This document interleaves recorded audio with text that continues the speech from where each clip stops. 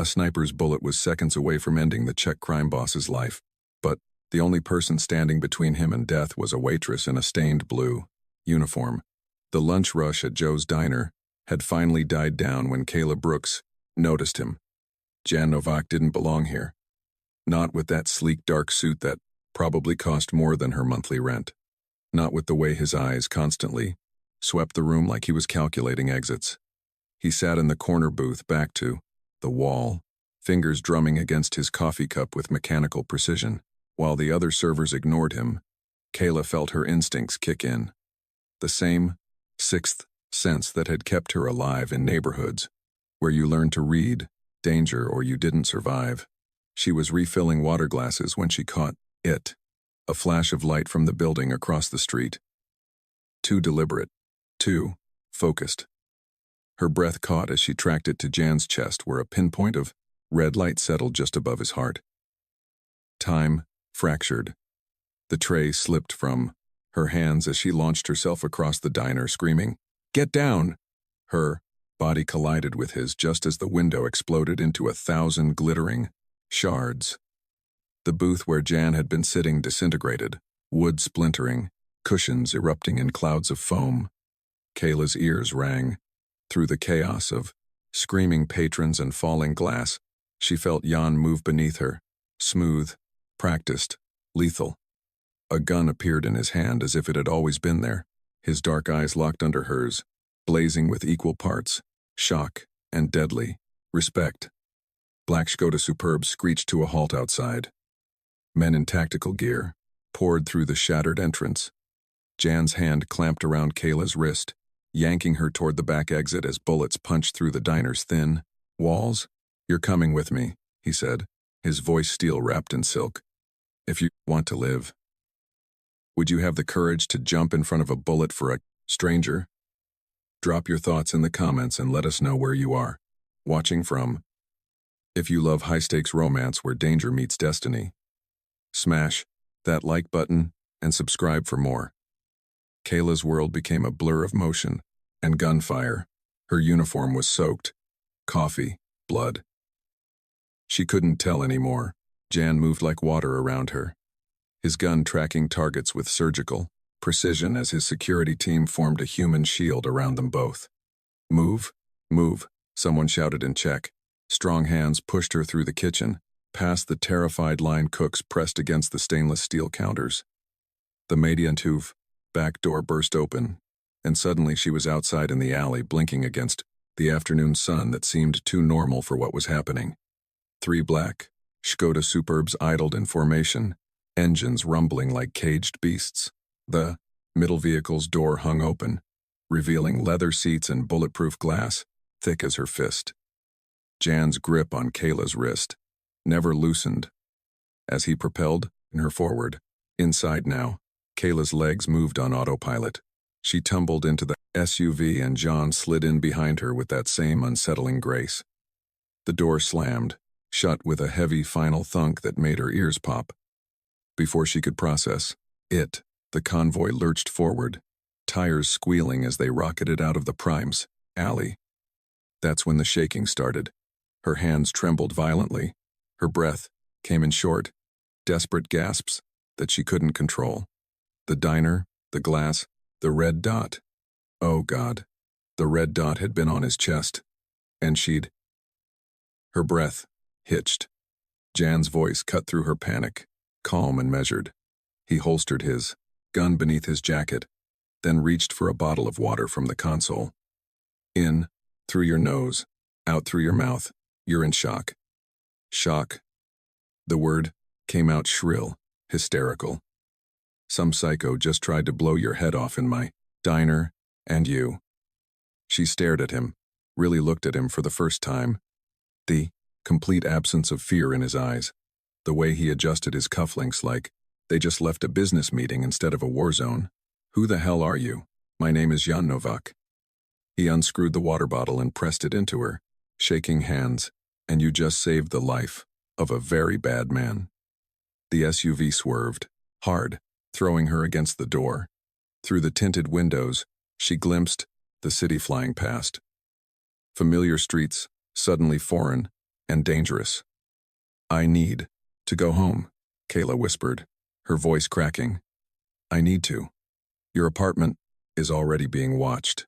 Jan's tone remained infuriatingly calm, but something flickered in those dark eyes. Regret, maybe, or calculation.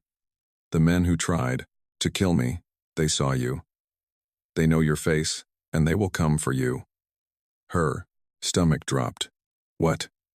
I saved your life, Kayla Brooks. He pulled out his phone, fingers flying across the screen. Now I have to save yours.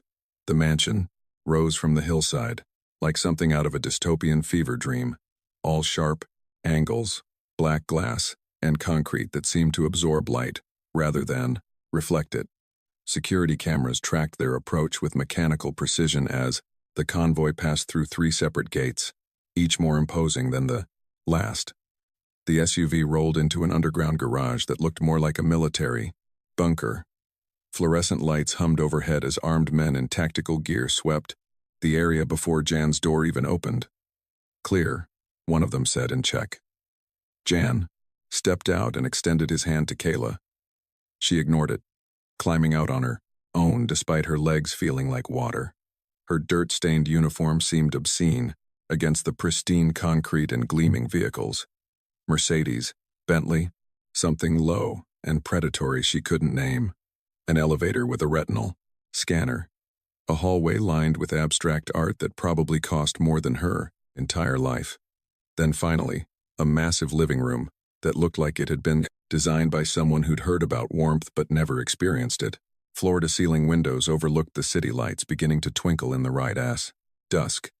Minimalist furniture in blacks and grays. Technology everywhere. Screens built into walls, tablets embedded in surfaces, security feeds cycling silently. In the corner. Sit, Jan said, shrugging off his jacket. There was a rip in the shoulder she hadn't noticed before. And when he turned, she saw blood seeping through his white shirt. You're hurt. Grazed. I've had worse. He poured 2 glasses of something amber from a crystal decanter. Drink. You need it. Kayla took the glass, but didn't drink. You said I can't go home. How did they? Do they know where I live? Because I know where you live, Jan said, settling into a chair across from her, his movements finally showing a hint of exhaustion. Finding you took my people less than 3 minutes. Finding your address, your phone number, your sister in Prague, your mother's nursing home, bills, 5 minutes total. Her blood turned to ice. My mother is safe. I have people watching her facility. He leaned forward, elbows on his knees, and for the first time, she saw something human flicker across his face. The black hand. Syndicate wants me dead because I refuse to distribute their new synthetic drug. It's killing people, Kayla. Kids. I told them no, and now they're trying to eliminate me and take over my territory. Your territory? She repeated numbly. You're talking about this like it's a business negotiation. It is. Just one. Where failure means execution. His jaw tightened. And you're caught in the present crossfire now. I'm sorry, but until I neutralize this threat, you can't go home. You can't contact anyone. You don't exist. The glass slipped from her fingers, whiskey soaking into the white carpet like blood. Kayla stood in the middle of the guest bedroom, feeling like a stain on white silk. The room was 3 times the size of her entire apartment. All crisp linens and modern furniture that looked like it had never been touched by human hands. Through the window, the city sprawled below like a carpet of stars. Beautiful, distant, untouchable, just like everything else in Jan's world. She caught her reflection in the Kroven, floor-length mirror, and flinched. Her blue uniform was destroyed, torn at the palming, shoulder, spotted with coffee, and what might have been someone's blood. Dirt smudged her cheek. Her hair had come loose from its bun, wild and defeated. A knock at the door made her jump. I'm leaving clothes outside. They should fit. Take your time. She waited until his footsteps faded before opening the door. A neat stack sat on the floor. Soft cotton pants, a cashmere sweater that probably cost more than her car. undergarments still wrapped in tissue paper. Everything. In her size. Of course he knew her size. He'd known everything in under 5 minutes. 20 minutes later, showered and drowning in luxury fabric that felt wrong against her skin, Kayla found Jan on the balcony. He'd changed too. Dark slacks and a black Henley that made him look less like a mobster and more like a dangerous kind of normal. The blood-stained shirt was gone. So was the gun, though she suspected it wasn't far. Better? He asked, pouring whiskey into 2 fresh glasses. I don't belong here. The words came out sharper than she intended. Look at this place. Look at you. I serve people like you coffee. And smile while they don't bother learning my name. Jan handed her a glass. His expression unreadable. And yet you threw yourself in front of a bullet for one of those people. I threw myself in front of a bullet for a human being. She took a long drink, the whiskey burning down her throat. I didn't know I was saving a crime lord. Is that what you think I am? Something flickered in his eyes. Not anger, but something closer to pain. A crime lord who chose this life. Who wanted this, didn't you? My father built this empire on the backs of desperate people. When he died, I inherited a kingdom I never asked for. Jan stared out at the city, his jaw tight. I've spent 5 years trying to clean it up, shutting down the prostitution rings, refusing the drug trade, investing in legitimate businesses. But the old guard, men like the Black Hand, they see reform as weakness. So, you're a gangster with a conscience? Kayla said, flatly. That's supposed to make me feel better. No. He turned to face her, fully. And for the first time she saw the exhaustion behind his eyes, the coarser weight. It's supposed to explain why I'd rather die than let poison flood these streets, and why the people trying to kill me will burn everything down to stop me from changing things. The city lights blurred in Kayla's vision. I just wanted to make rent this month. I know, Jan's voice softened.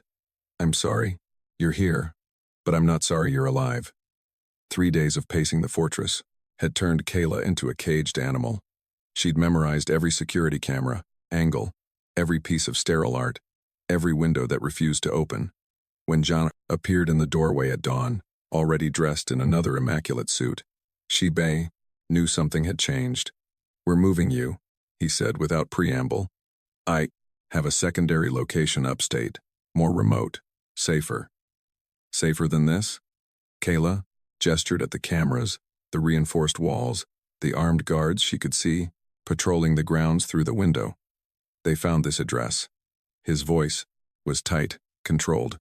We leave in 10 minutes. The convoy was smaller. This time, just 2 SUVs. Jan sat beside her in the back, his phone glowing in the Burson's left, pre-dawn darkness, as he coordinated with his security team. Kayla watched the city give way to highway, then to winding mountain roads that twisted through dense forest. Something felt wrong. She couldn't name it, couldn't point to anything concrete, but her skin prickled with the same awareness that had saved Jan's life in the diner. The lead SUV took a turn. She didn't remember from the GPS display she'd glimpsed. Too sharp, too sudden. Jan. The explosion turned, the world white. The lead vehicle erupted in a ball of flame, flipping sideways and blocking the road. Their driver slammed the brakes, but not fast enough. They skidded, tires screaming before crashing into the guardrail with bone-jarring force. Kayla's head cracked against the window. Stars burst across her vision. Through the ringing in her ears, she heard Jan shouting orders in Czech, his gun already drawn. Stay down. He shoved her toward the floorboard as bullets punched through the windows. Thick glass, spider-webbed, but holding. The driver returned fire through his window. Men emerged from the tree line, automatic weapons flashing in the morning light. This wasn't a random attack. This was a coordinated ambush. Left side! Kayla screamed. She'd seen him. A figure moving through the trees while everyone else focused on the frontal assault. Jan, left side. He's flanking. Jan didn't hesitate. He pivoted, aimed, through the already damaged window, and fired 3 times. The figure dropped. Their driver took a bullet to the shoulder and slumped forward. The horn blared. "Can you drive?" Jan barked at Kayla. "What? Can you drive?" He was already moving, climbing into the front seat, hauling the wounded driver into the back, because we have about 30 seconds before they realize they need to stop shooting and start throwing grenades. Kayla's hands shook as she scrambled into the claned driver's seat, still warm with someone else's blood. The engine was running. The road ahead was blocked, but to the right. "Hold on," she whispered, and slammed the accelerator. The SUV plowed through brush and saplings, bouncing violently as bullets chased them into the forest. Behind them, men shouted. Ahead, only trees and Kayla's desperate hope that she could keep them alive long enough to find a way out. They made it back to the fortress as the sun crested the horizon. The SUV's exterior riddled with bullet holes, its undercarriage screaming. Kayla's hands wouldn't stop shaking on the steering wheel, even after she'd killed the engine. Behind her, Jan pressed gauze to their driver's shoulder wound. His movements mechanical, his face carved from stone. The garage erupted into controlled chaos. Medics rushed forward. Security teams swarmed, and through it all, Jan stood silent, his eyes tracking every face, every movement, like he was seeing his people for the first time, or like he was searching for a traitor. By nightfall, the mansion had transformed into something darker.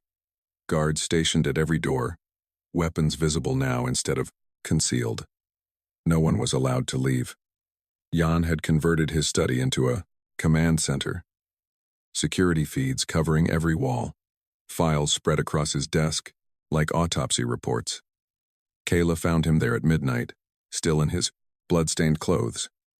"You need to sleep," Kayla said from the doorway. "I need to find who's trying to kill us." He didn't look up from the tablet in his pablet, hands scrolling through personnel files with methodical precision. Only 3 people knew that route, Kayla. My driver, who took a bullet for me. My security, Chief Pavel Maresh, who's been with me for 8 years. And Elder Pet. Elder, Petra? My father's oldest friend, my mentor. His voice cracked on the last word, so subtle she almost missed it.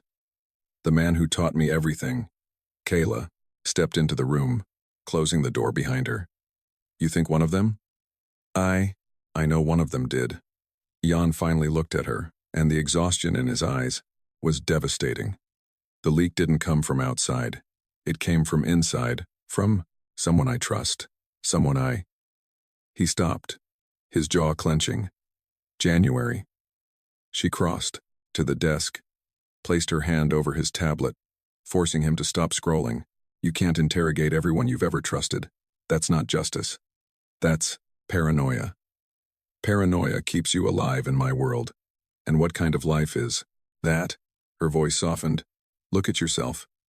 You're tearing apart your own organization, suspecting people who've bled for you because someone betrayed you.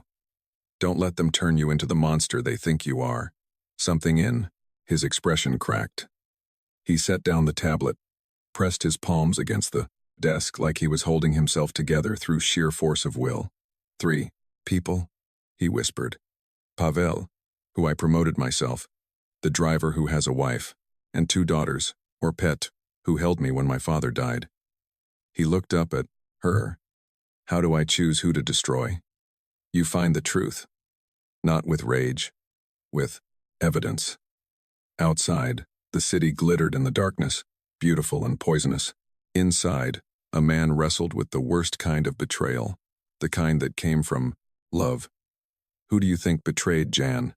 Was it his driver, his security chief, or his mentor? Drop your guess in the comments below, and make sure to hit that subscribe button for more stories. The encrypted phone arrived in a nondescript package at 3:00 inches the morning. One of Jan's tech specialists had traced it to a burner account. Messages deleted but not destroyed. Digital breadcrumbs, left by someone who thought they'd covered their tracks. Kayla heard the scream from 2 Floors away. She found Jan in his study. The phone shattered against the wall. His hands braced on the desk as his shoulders heaved. The security feeds flickered behind him like silent witnesses. On the desk, a tablet displayed recovered messages, coordinates, timing, payment transfers, all sent from Elder, Petri's private server. Jan. She approached him like she would a wounded animal, slow and careful. 16 years. His voice was raw, broken. I was 12 when my father died. Petri taught me how to tie a tie, how to read a balance sheet, how to. He couldn't finish. His hand swept across the desk, sending files, cascading to the floor. He was supposed to be different. He was supposed to be loyal. He was supposed to be family, Kayla said softly. Yes. The word came out like a confession, like something shameful. She moved closer, close enough to see the tears he was fighting, the way his jaw trembled despite his desperate attempt at control. This man who'd faced assassins with cold precision was shattering over a betrayal that struck deeper than any bullet. My father walked out when I was 7, Kayla said. My mom worked 3 jobs to keep us fed. When I was 15, she got sick. MS. The kind that doesn't get better. I had to drop out of college to take care of her. She placed her hand on his back, felt the rodent, tension coiled there like wire. Her sister, my Aunt Diane, showed up at the Pritiov hospital once, told me it wasn't her problem, that blood only goes so far. Jan turned his head slightly, listening. But my manager at the diner, Marcus, he covered my shifts when Mom had bad days. My neighbor, Mrs. Chen, brought soup every Sunday for 3 years. They weren't blood, but they were family. She moved, in front of him now, forcing him to meet her eyes. Blood doesn't make family. January loyalty does. Choice does. And Petra made his choice. I don't know how, to. His voice cracked. How do I come back from this? You choose who deserves your trust next time. She reached up, her hand cupping his face, feeling the stubble rough against her palm. You choose people who choose you back. The air between them shifted, charged with something that had been building since the break diner, since she'd thrown herself into danger for a stranger, since he'd pulled her into his armored car and promised to keep her alive. Jan's hand came up to cover hers. Kayla. She didn't let him finish. She pulled him down and kissed. Him, fierce and desperate and real. His arms wrapped around her, crushing her against him like she was the only solid thing left in his fracturing world. When they finally broke apart, both breathing hard, he pressed his forehead to hers. I'm going to end this for both of us. The kitchen was a monument to unused potential. Professional-grade appliances that gleamed like they'd never been touched. Marble countertops bare of the clutter that made a kitchen feel lived in. Kayla ran her fingers along the cold stone, then opened the massive refrigerator to find it stocked with bottled water, energy drinks, and little else. Your kitchen is sad, she called out. Jan appeared in the doorway, already dressed for war in tactical black, a shoulder holster beneath his jacket. I don't cook. I noticed. She rummaged through the pantry, finding rice, eggs, some wilted green onions, and garlic that had started to sprout. When's the last time you ate something that wasn't takeout or prepared by a private chef? I don't remember. Sit. It wasn't a request. She watched, surprise flicker across his face before he complied, settling onto one of the bar stools like he was visiting someone else's home. Maybe in a way he was. This mansion was a fortress, a command center, a prison, but it had never been a home. Kayla worked in comfortable silence, her hands moving through motions she'd performed thousands of times. Minced garlic sizzling in oil, rice frying, until each grain stood separate, eggs scrambled with green onions. The smell filling the sterile kitchen with something warm and human. 10 minutes later, she slid a plate in front of him. Simple fried rice, nothing fancy, the kind of meal she made when money was tight and comfort was needed. Jan stared at it like she'd placed a grenade on the counter. My mother used to make this, he said, quietly before she died. Before everything became.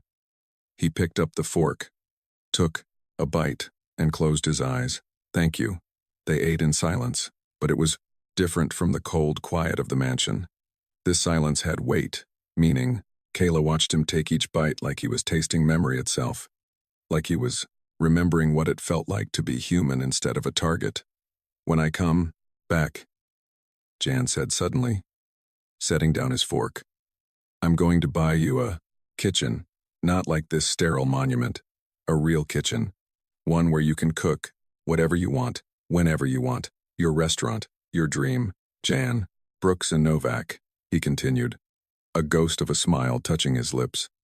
That's what we'll call it if you'll have me as a partner. Tears burned her eyes. You have to come back first. I will. He stood, moved around the counter, and pulled her into his arms. She felt the hardness of the gun against her ribs, smelled gun oil and expensive cologne, and something underneath that was just him. No, she pulled back. I'm not hiding while you, Kayla. His hands cupped her face, thumbs brushing away tears she hadn't realized were falling. If something happens to me, you survive. You open that restaurant. You live. Promise me. She wanted to fight, wanted to argue, but the look in his eyes, desperate, determined, already saying goodbye, stopped her. Come back to me, she whispered. He kissed her once, soft and aching, then led her to the panic room and locked her inside. The boardroom sat atop a neutral building in downtown, glass and steel, 60 floors above the streets where Jan had once learned to survive.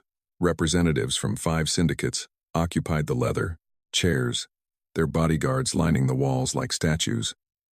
At the head of the table sat Elder Petra, silver-haired and dignified, wearing the same expression of paternal concern he'd worn at Jan's father's funeral. Jan entered alone, hands visible, no weapon in sight. You're late, Peter said in Czech, his voice carrying the gentle reproach of a disappointed teacher. I was busy, not dying. Jan took his seat, casual, almost bored. Around the table, the rival bosses exchanged glances. Blackhand's representative, a scarred man named Carol, the Jade Serpent's cold-eyed enforcer, others whose territories Jan had been systematically cleaning up. Funny thing about assassination attempts, they leave evidence. The temperature in the room dropped 10 degrees. Jan, Petra began, whatever you think you know, I know you've been selling my routes to Corel for 6 months. Jan's voice was surgical, precise. I know you arranged the diner, hit the ambush. I know you told them where my safe houses are, my schedules, my vulnerabilities. He leaned forward. What I don't know is why. Was it the money? Or did you just decide my father's vision died with him? Petra's mask slipped just for a second, but it was enough. Your father built an empire on strength. You're destroying it with weakness, refusing the drug trade, shutting down profitable operations. He stood, righteous anger coloring his voice. You're not fit to lead. Then you should have challenged me directly. Jan's hand moved to his chest, not for a weapon, but to tap the pin on his lapel. Instead, you tried to have me murdered. Big mistake. The pin was a camera, and the feed had been broadcasting to every device in the building. Chaos erupted. Corel drew first, but Jan was faster. The gun he'd strapped to his ankle was in his hand before anyone could blink. Muscle memory from the diner, from a dozen firefights, from a lifetime of survival. The window behind Carol exploded in a shower of glass as the bullet found its mark. Bodies moved. Guns appeared. The boardroom transformed into a war zone. Muzzle flashes strobing like lightning. Jan flipped the table, using it as cover, his movements fluid and lethal. 1 shot, 1 kill, 2, 3. Just like he'd been taught, just like his father's world had demanded. When the smoke cleared, bodies littered the floor. Jan stood over Petra, who'd taken a bullet to the leg and lay bleeding on imported marble. I should kill you, Jan said, his gun steady. The old way, Family handles. Family. Petra's eyes were defiant, waiting for the bullet. Instead, Jan Slashin says in tow, lowered his weapon, pulled out his phone, dialed. I'm calling the prosecutor. You'll stand trial. Face your crimes in daylight. He crouched down, meeting Petra's shocked gaze. Because I'm not my father, and this empire dies with you. Sirens wailed in the distance, coming closer. Jan walked away from his past, and toward the only future that mattered. 8 months later, the smell of garlic and paprika filled the air on a tree-lined street in the Arts District. Far from penthouses and panic rooms, far from bulletproof glass and encrypted phones, Brooks and Novak occupied a converted brownstone with exposed brick and warm lighting that spilled onto the sidewalk like an invitation. Through the large windows, people laughed over plates of Czech soul food fusion, brambaraki mac, and cheese, Utopinek sliders, sweet potato, and cumin butter. The kind of food that came from two worlds colliding and deciding to build something new, together. Kayla moved through the kitchen like a conductor leading an orchestra, her chef's whites pristine, her natural hair pulled back in a colorful wrap. She'd gained weight, the good kind. The kind that came from not surviving on stress and instant ramen. Her hands were steady as she plated a dish, added microgreens with tweezers, wiped the rim clean. Table 6 needs their short rib. In 2 minutes, her sous chef called. On it. Through the kitchen window, she could see the dining room filling up for the grand opening. Food critics, neighborhood regulars. Her mother in a wheelchair with tears streaming down her face. And there, helping an elderly couple to their table with easy grace, was January. No tactical gear, no shoulder holster, just dark jeans, a simple button-down rolled to his elbows, and a smile she'd once thought impossible. He'd kept his word, testified against Petra and the Black Hand Syndicate, then walked away from the empire entirely, invested everything in legitimate businesses, in second chances, in her. The dinner rush blurred past in a haze of orders and fire and the beautiful chaos of a kitchen hitting its rhythm. When the last plate went out and her staff started breaking down stations, Kayla finally let herself breathe. She found Jan in the kitchen, leaning against the plate counter where she'd cooked him fried rice in another lifetime. We did it, she said, exhaustion and joy mixing in her voice. You did it.